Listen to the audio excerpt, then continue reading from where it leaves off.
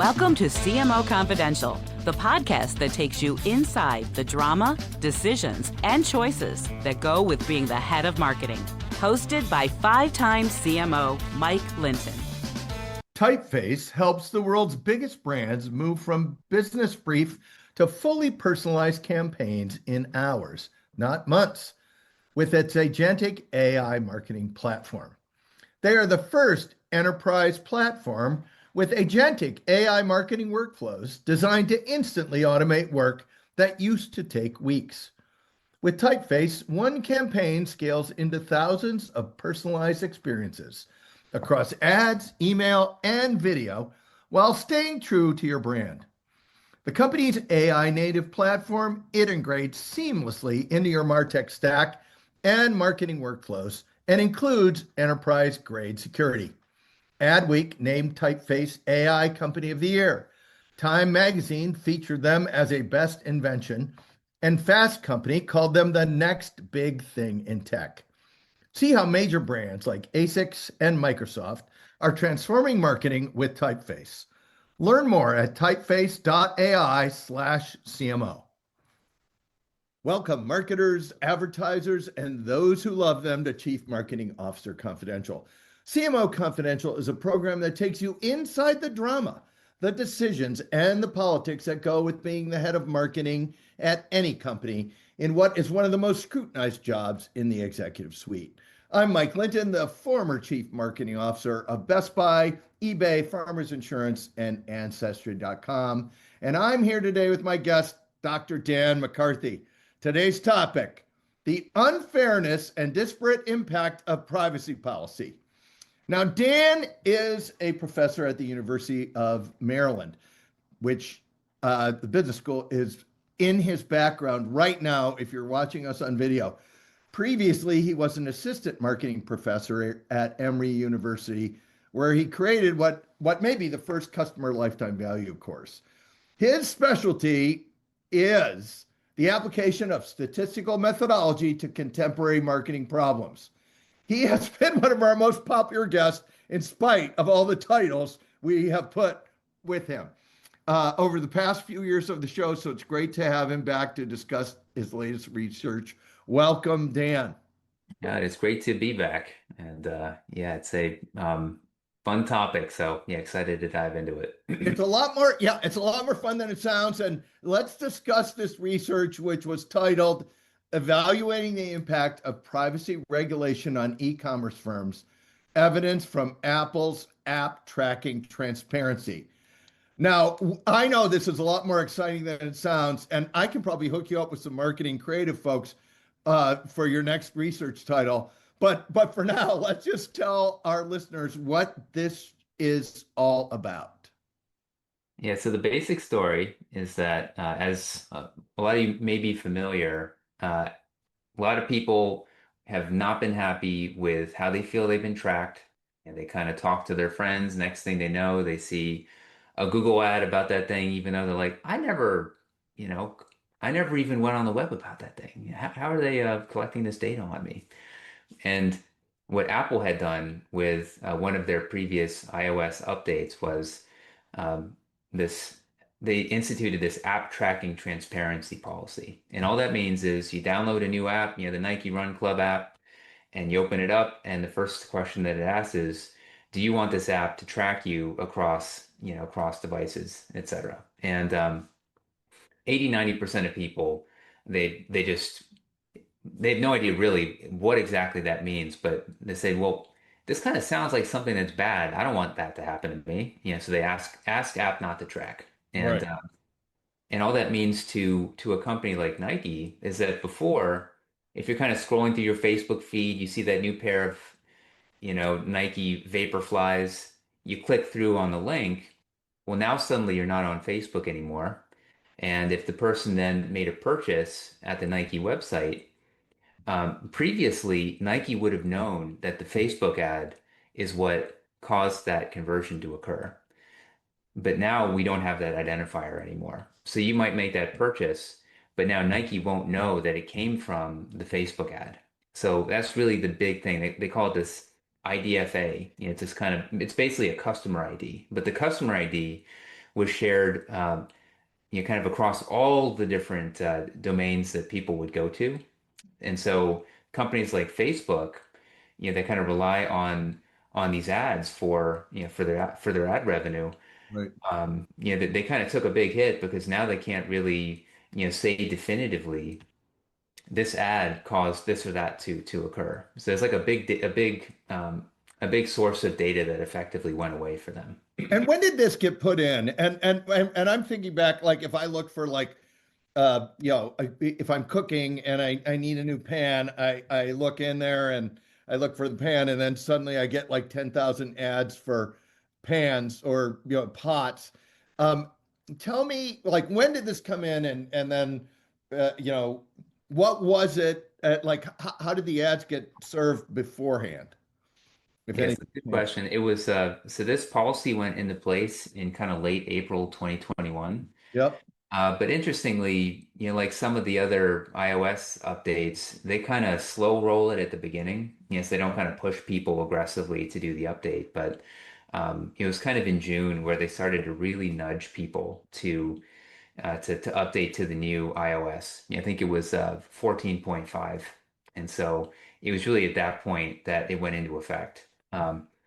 So yeah, so before there was this little kind of meta pixel, that was kind of put on Nike's website. And so Nike, Adidas, Puma, just kind of all of these different advertisers. And that's really what allowed Meta to know, oh, this person came from a Facebook ad, and that kind of was all that info about the purchases that happened on Nike's website. It was all being then sent back to Meta so that Meta could say, well, this customer made this purchase at Nike on this day. And I know that they also, that same person, using that same identifier, did all of this other stuff on these other websites on these other days. So, so it's really kind of this unified identifier that Meta had, that allowed it to basically serve up more effective ads for all of the people who wanted to advertise on Meta.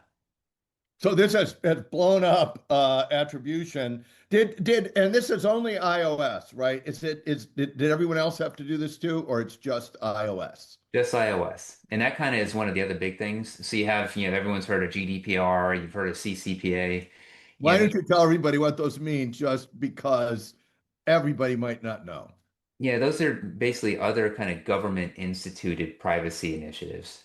So, in Europe, they institute GDPR. Now all these companies have to effectively do other things to be more privacy compliant.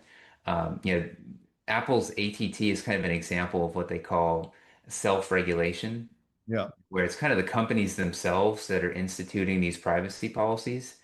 And in some sense, it's a really good setting for an academic paper like ours because Apple, they had full control and kind of it applied to everybody all at the same time, and so it made for a pretty clean analysis. But because it was only Apple, they did it on the iOS device, but it's not like Android devices would have been subject to the same thing, Right. or desktop devices. It really was just the iOS devices that were directly affected. So yeah, I think that there are kind of spillovers that were happening. Like a lot of people, they get a lot of info about their audience, who they should be targeting. Like what is my best audience from that sort of metadata. And so when that went away, it would also reduce the effectiveness of your Android spending and your desktop spending because suddenly you just have a less good view of how good your base is. But yeah, the direct effects were strictly with iOS. So we're going to go in the direct effects in a minute. Just a reminder to our listeners, ATT is not the phone company. It is App Tracking Transparency. So when we shorthand it and talk about ATT, where it is about app tracking transparency. And you kind of talked about why you wanted to research this, but there's an economic and consumer and marketing and financial story behind this research, right? You were like, hey, how's this going to affect everybody? I think that's it. Here is a word from our sponsor, Typeface.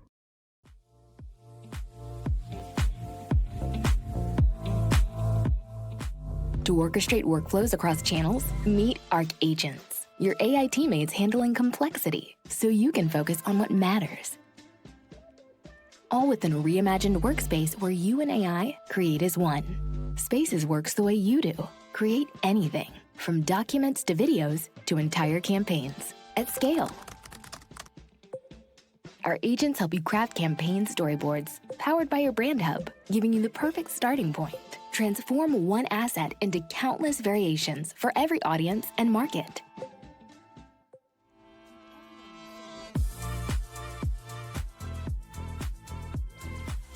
Join industry leaders already reimagining their content lifecycle with Typeface. Welcome to marketing's next chapter, where every story finds its voice. Now back to our discussion with University of Maryland professor Dan McCarthy. Yeah, and kind of this speaks to some of our previous interviews. I'm all about like the big company effects. Yeah, I think it's an area that I'm really excited about. And you look at a lot of the other literature, and it's just not about like what effect did this have on companies that are advertising at the company level? Did it hurt their revenue? Did it help their revenue? And so that was really the focus that we had kind of brought to this paper. It was to say, well, it has these effects on consumers. It might have other effects, but what companies really care about is they did this, privacy thing. How did it hurt my revenue? You know, Right. That's where the pedal hits the metal. Well, and So this is the thing. One of the reasons I wanted to have you on the show talking about this is you look at this and you think, oh, it's just a privacy thing. You don't think about the financial impact or the targeting impact or or your ability to read results impact on it. You think, oh, it's just one more thing I have to do. And what you're saying is this is actually blowing up a lot of the attribution in the funnel, if I'm reading it right. yeah, so it means the amount that you spend on your marketing, you're going to get less revenue for that spending. And that means for the same amount of marketing budget, your revenue is going to go down. So let's talk about, you said they slow rolled it. Let's talk about how it rolled out and then any specifics you saw in what happened. And then we'll talk about the disparate impact on businesses. Yeah, so what we found was that the click-through rate effectively got 37% worse after ATT went into effect. So, you spend your money on those Facebook ads, 37% fewer people are clicking through, so that would kind of translate into, that many fewer purchases, assume. And also this will make your CAC go up, your customer acquisition cost explode, right? For the same Exactly. amount of money, Hmm. you're getting a lot less click through. So by definition, your CAC is rising, right? Yep. And so then the big question is, all right, imagine that you're one of these companies, you say, oh, shoot, We're this, getting so worse at marketing right now. Like our CAC has declined by a huge amount. yep. And gosh, this stuff is so much more expensive to buy. You were just going into that. I didn't mean to jump the question on you, but you were going to explain like Yes, the it's, next ramification. kind of the other thing that the firm might be thinking then is no one's putting a gun to this company's head to say you have to spend this much amount of money on Facebook ads. Yeah, If the effectiveness goes down a lot, you would think they'd reallocate a bunch of budget away from Facebook to other channels. right. And I think that's much easier to do if you're a Nike, because you have all these channels, you've got a very well built out and diverse marketing function. But if you're a direct to consumer brand, a lot of them they only invest in like Facebook and Google. That's kind of like the main. And so effectively what we found was there was some amount of kind of reallocation of marketing budget away from Facebook, um, but it wasn't very much. So maybe just to take a step back, there's kind of like two data sets that we had. Yeah, let's go over the data sets and then talk about the Facebook, all the different ways you could do this, and then why direct to consumer companies used Facebook so much. Mhm. So Yeah, so the two data sets, one is the advertising data set. And it was kind of this I'll show you mine if you show me yours, data co-op type model. Yeah. Yeah, so companies, they would supply, this is how much we spent on all of our different channels over time. Yeah. And if you provide that data to this company, then the company will also provide you aggregated insights about all of the other companies that they're tracking. So they have thousands of companies in this data set. And so we can directly observe from the companies themselves, they spent this much on Facebook, this much on Google, this much on TikTok, etc. And we had that before until after ATT, so we can just empirically observe, like, how did the budget allocation change? And then we had this second data set that gave us really nice insight into the revenue impacts. And it was this company called Grips Intelligence. I don't know Yeah. if you've heard of them before, but super data, again, thousands of websites, thousands of companies that they track. And for each of those companies, they can see how much revenue, how many clicks, how many visits to the site. They can also see, um, the source of purchases. So did these purchases come from Facebook? Did they come from other sources? Um, and they can see the device that was used to make the purchase. So if someone was on their iOS device and they made a purchase on that device, then Grips would directly observe that in their data. Yeah, effectively, through Grips, we could see all the data that companies would make available in their Google Analytics pages. And this So is how you get to the minus 37, right? exactly, yeah. So Okay. And then so y- y- tell me why the direct to consumer smaller, I think it's mostly smaller companies too, lean so heavily on Facebook and not other channels. it was easy to use and it was relatively, quite effective. It was also a pretty deep channel, so you could put a whole bunch of money in it and it wouldn't get kind of capacity constrained. So yeah, so a lot of companies that had kind of great success, especially these direct to consumer companies like, Warby Parker back in the early days and Yeah. all those different Shopify businesses that sell, this wide range of doodads. They would all, pretty heavily rely on Facebook ads. And there was really good tracking of the effectiveness of that channel. So they could know I put in this amount of money, this is how much revenue I got back for that spending. And so they could very easily see, we seem to be doing pretty well in this channel. So yeah, so it's a channel that they leaned on very, very heavily for demand generation.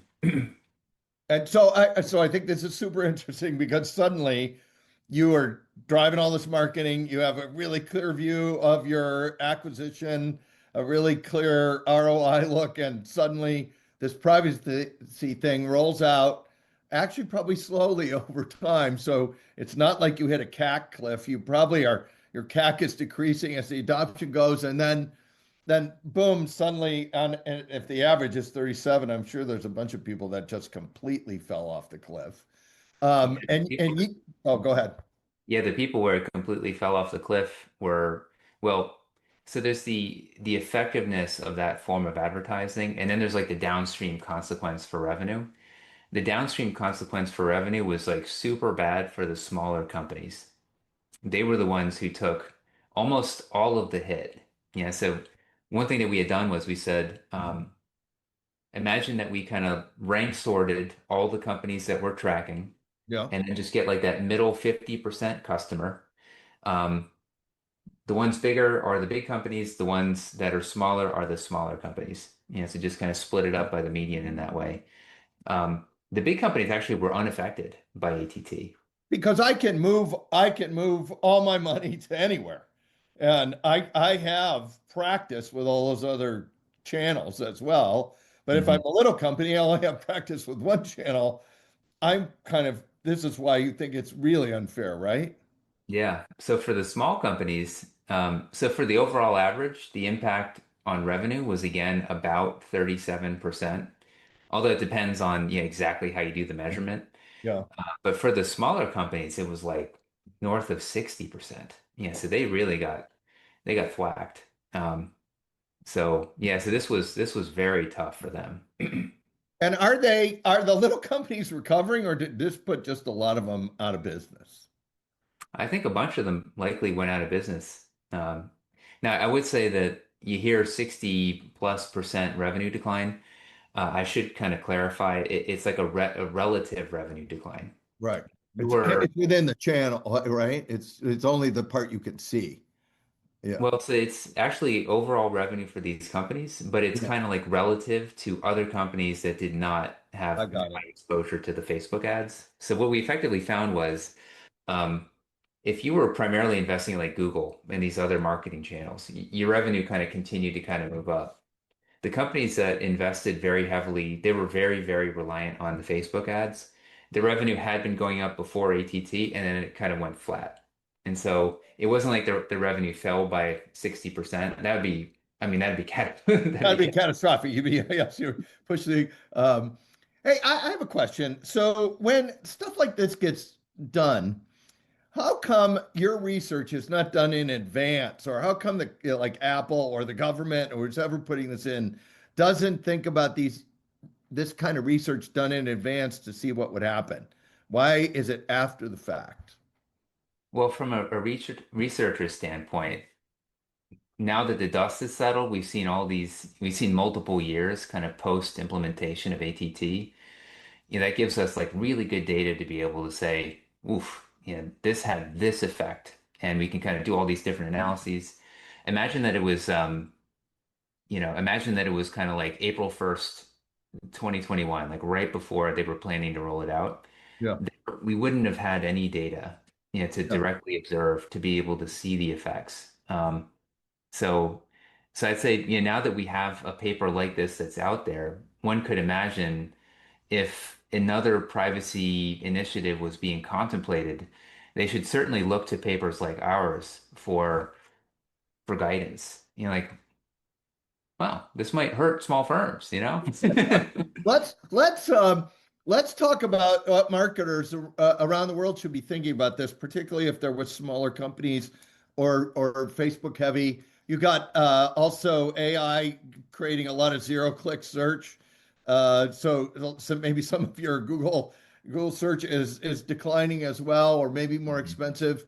What advice do you have for the brands looking down the barrel at, gosh, this attribution is getting harder and harder? Yeah, I'd say, for one, you want to make sure each of these, kind of key quantities that I talk about a lot, CAC, customer lifetime value, you name it. They're all channel specific and they're all evolving over time. They're changing. And I'd say that this kind of further reiterates the importance of first having channel specific metrics. So it's not just how much am I spending on marketing, what is my overall blended CAC, but you really want to break it down channel by channel. And then the second big thing is, as we've seen with this example, your CAC today is going to be different from your CAC a year from now. And so you really want to be paying very close attention to how these figures are tracking over time. The same goes for customer lifetime value. So I'd say, one of the other implications uh, of of these privacy measures is that you're not going to be as effective at getting exactly who you might have wanted to acquire. And so it could mean now that you kind of have more of a spray and pray type of acquisition approach. You might bring in a different type of customer than you did before. And so it really pays to be tracking, post-acquisition value and CAC, in a channel specific way over time. And I hear in your comment there also, if you are averaging CAC across all your channels and you're averaging customers across all your channels, you will be lost in this world. I used to have a saying, averaging is killing us. And I think Mhm. that's what you just said here. Yeah, you're leaving so much money on the table. You wouldn't be able to see, oh, this channel's doing like really well, and this other one seems to be, doing terribly. I think Yeah. that sort of insight, it all gets glossed over into the average. And so, so again, Theta, my company, that's kind of what we do, day to Yeah. day. But even though this was not a CLV paper, it really kind of highlighted the importance of having those sorts of metrics and tracking them religiously. I think that effectively what it all boils down to is, different channels have different returns on investment at different points in time. And if you're an investor or you're a company marketing manager, the key is you want to be making as much money as you can. You want the highest return that you can. And so if you have CAC and you have post-acquisition value, that gives you the basis for the ROI calculation. So just you really want to make sure that you're kind of doing all of your investing in the most intelligent way. And having kind of the most up-to-date granular numbers is what, really makes that possible. Yes, another reason to not average your marketing results. I want to go back because you mentioned, the pellet we did the rise and our first show with you, the rise and fall of Peloton has seen through the lens of CLTV. We talked about DoorDash and subscription models. Um, you know, what has transpired in those pieces of research, if anything, that is new and newsworthy to our listeners? Good question. So Peloton continuing to tread water big time. Yeah. So yeah, I think that they're all the things that we talked about. I think they've kind of continued to hold, and it doesn't seem like the company has yet been able to really crack that. I know that they've brought in new leadership, so it's going to be interesting to see whether they're able to do something that the previous leadership was not able to do. Um, but I would say I was kind of optimistic that Barry McCarthy, not just because he shares my name, but because of his, his really good track record. Like if Yeah, look, he had a great anybody, subscription model track record. So, yeah, I mean Netflix, Spotify, CFO. I mean this guy, he is solid. Yeah, yeah. so I won't say that he kind of exited with his tail between his legs, but they're still sucking wind big time. Well, So and they've rolled through a couple CMOs, I believe, as well. I So know, I think yeah. it's probably a tough model to make money on. How about, we talked about the power of subscription models for not just the company, but also the category. Mm. Any updates on that, or is that just still Yeah, rock solid? actually, we just had a big update on that paper just a week or two ago, and in fact, a lot of the things that we added to the paper were things that we talked about, Mike. So I was kind of thinking of you as we were putting it together. If you want But to credit me in one of your papers, I would love to be credited in an academic paper, and we would love to have CMO Confidential called out in yeah, the paper.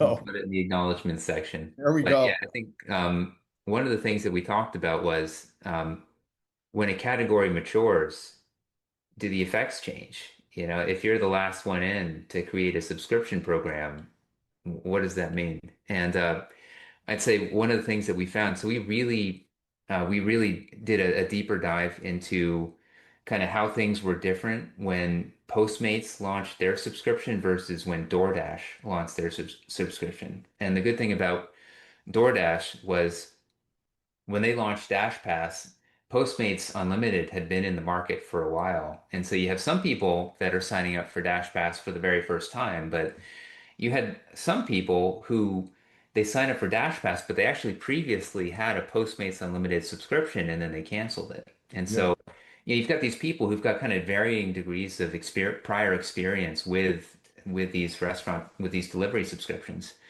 Um, and what we found was the people who had prior experience with a competing subscription, you still saw a big bump. They were spending a lot more at DoorDash, but there was um, there was no category expansion. So I think there tends to be if you sign up for a subscription like this for the very first time, there's like a novelty effect. Yeah. That oh, I've got Uber One right now. I got to use this thing Yeah, all the time. you gotta get a lot of food delivered. Yeah. So you see this big increase in restaurant delivery spending, not only with Uber, but with Uber Eats, but just in the category as a whole. Um, when you're on your like third, or fourth subscription, you kind of know what you're doing, So you're like, I've got this amount of spending I'm going to be doing. Yeah, and you can do arbitrage and all kinds of stuff. Yeah, it becomes more strategic. So you still will spend more at the company that you have the subscription with, but you're not gonna, you don't have that, honeymoon effect of just going bonanzas in the category. It's gonna be, I've got $100 to spend, for the next couple weeks. I'm just going to reallocate more of that towards this company where I get free delivery from now. So yeah, so that was really interesting. And there's two other things I thought are just super cool. So I'm really I don't know that I've ever been so excited about a revision. Um, but yeah, It's and palpable. It's coming right over the Zoom, Dan. it's either that or the coffee that I had before. Um, the second thing that was really neat was you sign up for Dash Pass, Yeah. you cancel Dash Pass. Now suddenly, yeah, there's no, you're not getting a monetary benefit for placing orders at Dash Pass anymore. But what we found was um, after you cancel, those people still subsequently spent significantly more at DoorDash than the people who never had a subscription to begin with. And so it has this kind of long lasting effect that even extends beyond like the duration of the subscription itself. So, yeah, I think a lot of people, when they think about, am I making money on my subscription? Typically they'll say, well, how long did the people stay and how did the spending change while they were subscribed? But here what we're saying is, well, you want to go even further than that, you Yeah, know? that's what you're saying is the subscription has brand power, Yeah. even after it's gone. And that's Uh, exactly the sort of thing you want, that it doesn't even need to be there anymore. And they're still, their behavior has changed. yeah, you can raise the price, and when people disappear, you can still maybe get some of the benefit. So that's interesting. I have to ask before we get to our traditional last question. You also wrote a piece called "Everyone is Cheating Their Way Through College." Um, tell me about. I'm sure that's AI based, but tell me about it. Well, And certainly, I as a didn't write that fellow article. professor, not Yeah, even close to your league, but I want to hear this. I didn't write that. Well, so I didn't write that piece, but I was commenting on that piece. Yeah. Yeah, I do think that, we're kind of entering this weird era where, students have just super easy availability to, to these LLMs. And these LLMs are now they're very smart. Yeah. So, Ethan Mollick, he's this Wharton professor that's done a lot of great work in the space. Um, and he's shown how a lot of case studies now, if you go to the discussion questions at the end, these LLMs will do a better job of answering those questions than than the students would. Yeah. So they can kind of crack the case. Um, so it's kind of changed the game for how we evaluate students. That you can ask them to answer a certain question, and if they could just feed it through the LLM and get the right answer, did they actually learn? And I think that a lot of professors, um, you know, we we should be changing how we evaluate. We should be changing our homeworks and our exams to kind of accommodate to account for the fact that it's now just much easier for people to kind of look to these LLMs. But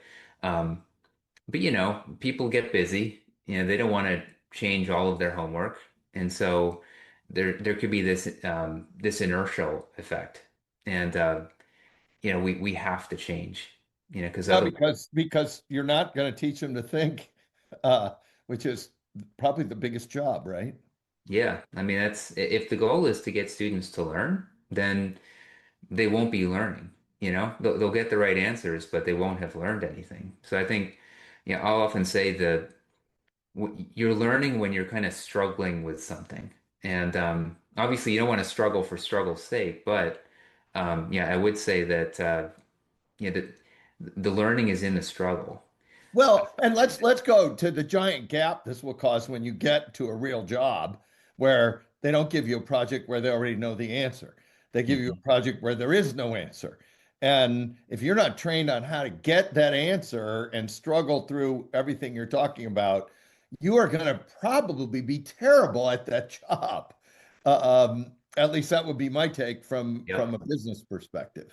But it does also then speak to, what sorts of classes and experiences are going to be most useful for the students in school. And I think, a lot of people will talk about experiential learning, and it's always been useful, but Yeah, I think experiential learning is now much more useful in a post LLM world because there it's like go to town, use the LLMs. We're not going to try Yeah. and stop you. Do whatever you need to do to make a good like new product or whatever it is that they're kind of having as um, the focus of that experience. And so I think that's exactly the sort of thing that it's always valuable, but it's also like not GPT-able.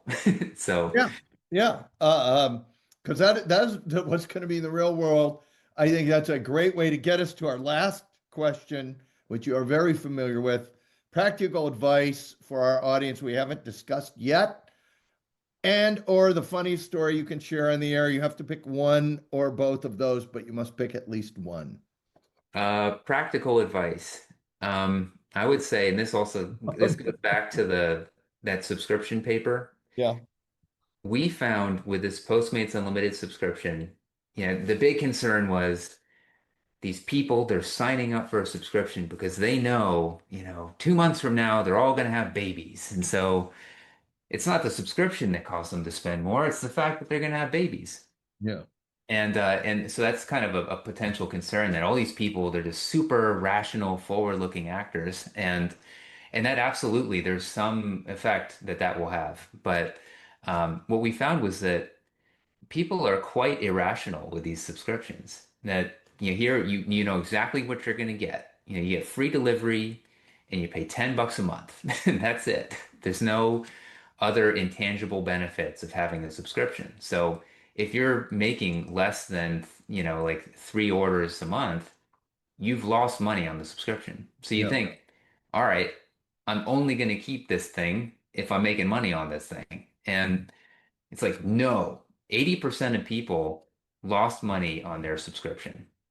And the longer that they held the subscription, the longer that they had consecutive losses. There were a bunch of people that had they went 6 for 6 every single month for 6 months, losing money.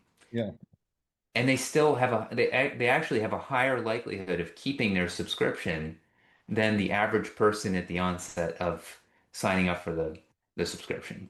And so it's not that every single person's losing money, but most of them are. And um, so in terms of practical advice, look at your subscriptions. Like look at your order history. Like, are you making money on this or not? And you might want to take a closer eye to that because if you're like the average person, you might be losing money on your subscription. that's predictably irrational. So I think a great way to end the show. Thank you, Dan, for joining us once again. We will keep our eyes peeled for more research.